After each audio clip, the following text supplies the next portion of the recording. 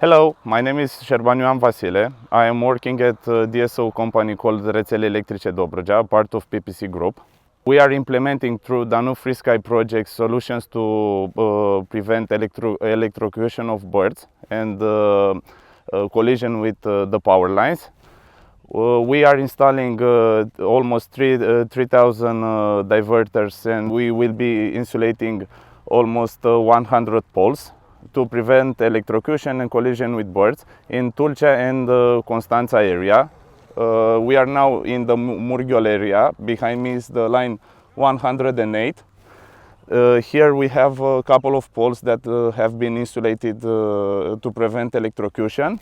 And the construction team behind me will start the works to installing diverters with sticks to prevent the collision of birds with the power lines.